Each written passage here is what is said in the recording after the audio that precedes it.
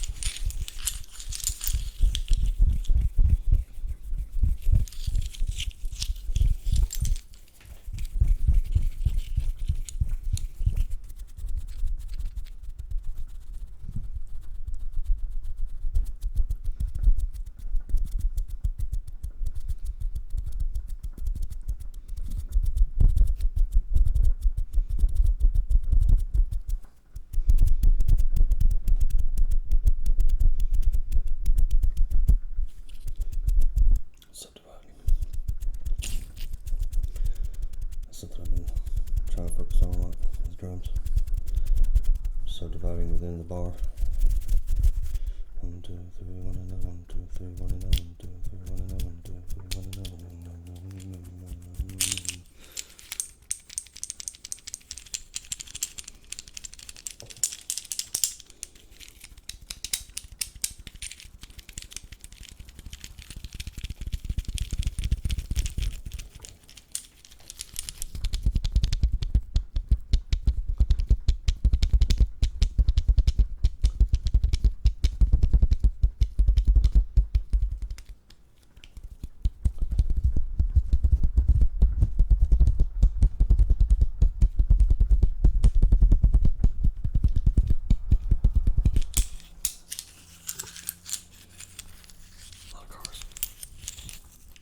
I'm leaving them though.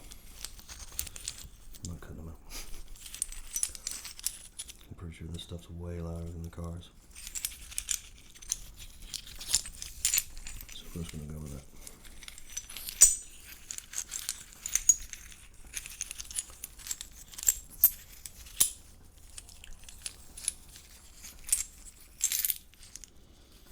It's funny, people usually say that these kinds of videos are for focusing or attention. I'm going to argue they're really the opposite. The end goal, yeah, for focus and attention, but only because it distracts your mind so heavily that you decide to focus on something rather than let it wander.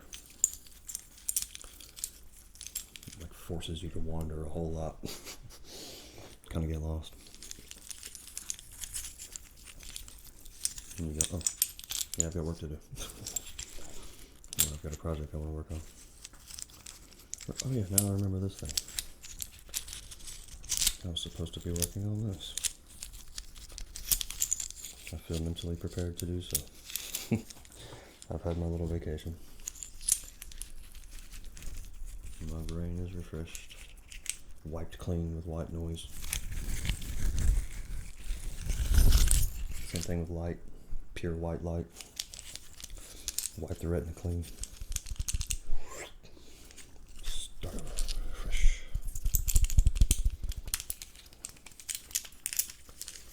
Kind of what my current situation feels like. Feels like everything's being completely wiped clean. Start over. Build a stronger foundation. Starting with proper residence and one with studio space. But yeah, working on that. Definitely working on that. Thanks in very large part to all of you. You. If you watch this on the live stream, it's this. If you watch this on the 60 frame per second video, it's this.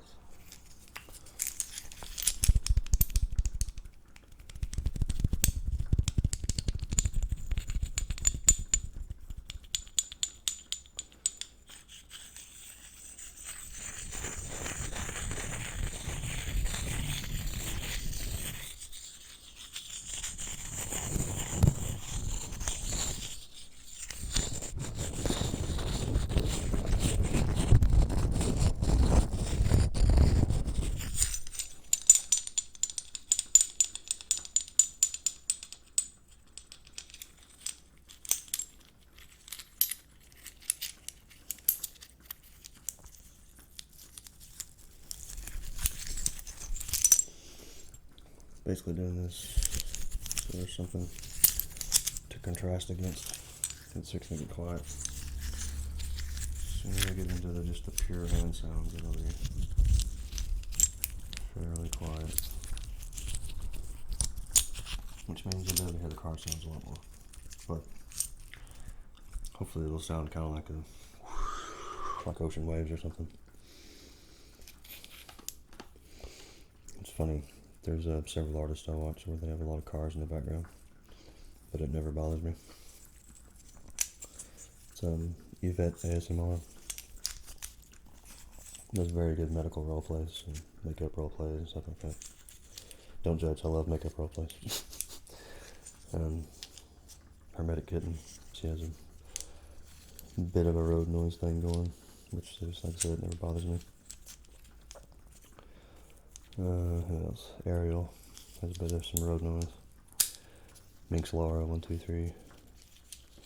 But like I said, it's never really atrocious. As long as it's not super loud and no one's like honking or something, it's usually alright. It sounds kind of like the ocean.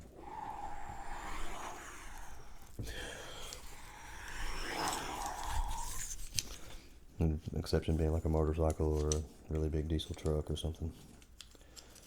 Over the top sounding.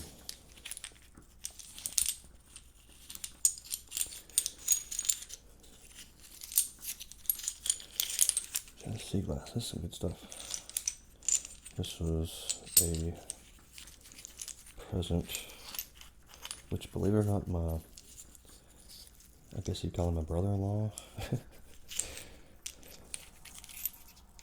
picked this out for me. It kind of blew my mind. I was like, oh.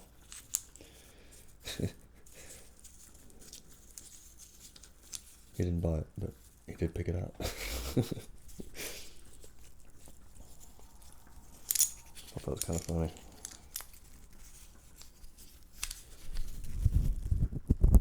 But yeah, he actually kind of knew.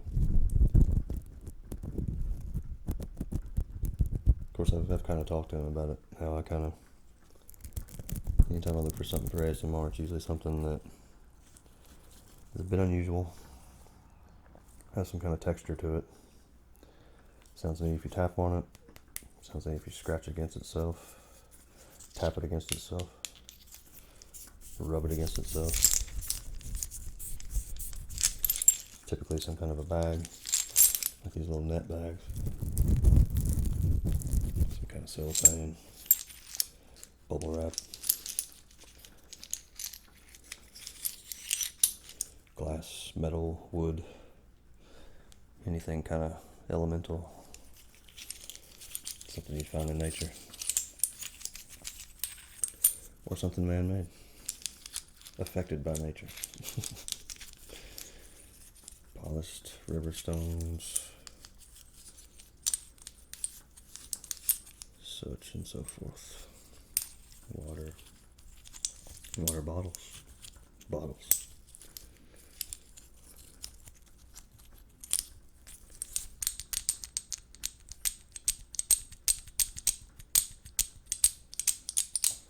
I would be rehearsing right now, but that may happen later. I think about 3 p.m. my time. Bass player had to work today, and guitar player's daughter, I think, had to go to the hospital, or maybe just like a clinic. I'm not sure. I don't want to give out all the details. It's kind of a private matter, but flow of consciousness here. I'm really not filtering anything. And the longer I do these, the smaller my filter gets until it's almost non-existent. Which is why I usually have to stop myself after about 3 or 4 hours, because by then I would tell like old embarrassing stories without even worrying about it. So yeah, nobody will care. This class is pretty great though.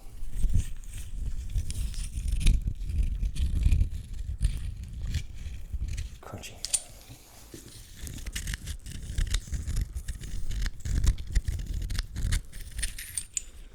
I played a show in Dalton, and it was the second time I've had my drums mic'd. And it was not worth it. The acoustics in the room were terrible. Micing the drums is just completely unnecessary.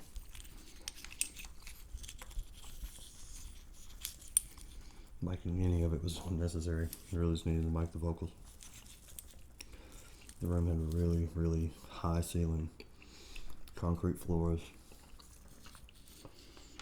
vaulted rafters, steel open web framing. Just a recipe for disaster. Really bad room reflection. And then when I was doing the kick drum, the guy was just like, give me the kick drum. So I'm a no double bass player, so I he's like, just give me a steady bass drum. I was like, okay, but I play double bass, so you might want to check both. So I gave him a steady boom, boom, boom, boom, boom, boom, boom. It was feeding back and having a real bad reflection problem. Like the microphone kept hearing itself. And also the tom mics kept picking up the kick, and it was just a disaster. And then he's like, wait, do you play double bass? And I was like, yeah, I do. That's what I did earlier. So I started going, bop, bop, bop, bop. And as soon as I did that, it made it even worse. Like it feeded back 10 times worse. Whoa! I was like, oh, okay, stop. And I was like, yeah, I tried to help you out, buddy. Could have saved you some trouble. And I must have said 3 or 4 times, hey, I can just play acoustic. I don't have to have microphones. Trust me, this set is tuned to be played acoustic. I mean, it can be mic'd, but you have to have like a PVC shield or not PVC, plexiglass shield, or just at least some kind of a room that would suit it. Like maybe one of those padded cubicle walls or something like that. Really block the sound out from the microphones so they don't hear themselves. Because, I don't know, most rock and metal musicians, whenever they tune their drums, they make them sound basically like hitting a cardboard box. Just a plonk, plonk. Really, really loose. Just barely any tension on the heads. I can't stand that. I want to hear a note. Like, my drums right now are tuned to no specific note. Just whatever the shell wants to be. So it's a ding, ding, ding, ding. And then the top rack tom is kind of a ding. And then the snare is a ding, ding, ding, ding, ding. Ding ding ding ding ding ding ding ding ding ding ding ding ding. And the floor tom, I've got tried to get it tuned to like a fifth below. And the reason I don't use any particular note is because I don't want it to have sympathetic vibrations and go whenever somebody sings a certain note or plays a certain note on guitar. Now it will, the resonant frequency does get scraped whenever somebody does a bend, which I love that. I think that sounds really cool. The snare usually get excited whenever someone goes and it'll go and then stop. By the time they hit their target note, it'll stop. But on the way up of that bend, there's a little. But yeah, I've got my toms tuned pretty tight. I start them out dead, and I hand tied them all, which is probably about, if I had to guess, I'd say a half a turn, maybe 3/4 of a turn. Just hand tight, just as tight as I can get them with my fingers, evenly all the way around. And then I'll do, I'll do a full turn after that. So half turn, star pattern, half turn again, star pattern.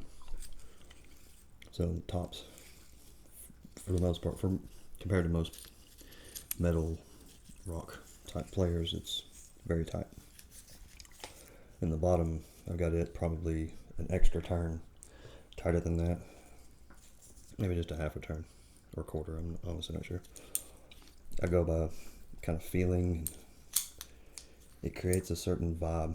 Whenever I hit the right note, it reminds me of an island sound, almost metallic. So that's how I find my pitch. And I know it's all based just on the diameter of the drum and the depth of it. So each drum will be different. And from there, I kind of try to make musical sense. So once I find a note that feels pretty good and comfortable to it, like I'll try to, like I did with the Mary Had a Little Lamb thing, like I go ding ding ding, and then dong dong ding ding ding dong dong. And that low floor tom, that's my favorite. God, I did a video on Twitter just playing basically just the floor tom. There's a little bit of kick and china in there, but I love that drum to death. It's very expressive. It's almost as expressive as a hi-hat because it's got 3 extreme distinct sounds. You have just the rim itself. You have the rim shot hitting the dead center of the head and the rim. I can't really emulate that, but I love the sound of it. And you have just the varying loudness of going. By the time you get to the top, it starts sounding like thunder. So yeah, I love my floor tom. 16 by 16. I call it my square. I said that to my bandmates once, and they're like, "It's not a square. The thing looks pretty round to me." It's like, no, it's depth and height. It's square.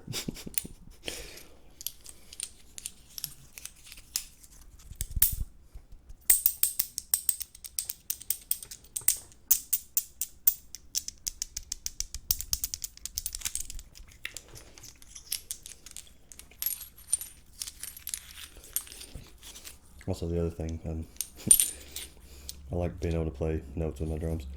My cymbals, the way they're tuned, I can play the clock song. Ding ding ding ding ding ding ding ding ding ding ding ding ding ding ding ding bling, fifth and root. And also I can play the I think it's called the charge song or something. Ding ding ding ding ding ding ding ding ding ding. Ding ding ding ding ding ding ding ding ding. I can play those with my toms and with the snare chucked.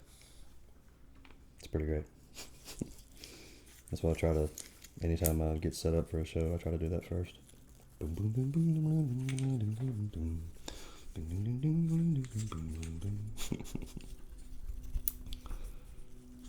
Biplane or something going overhead. Wow. I didn't know we had there must be a small airport near, that sounds like a private aircraft. Or maybe it's military, who knows? I'm not a flying machine expert. But I am going to get to the mostly hand sounds part of this video. And then do the chat room thing. Which I've got some fun ideas. I'm going to play with some plastic skulls. They've been 3D printed.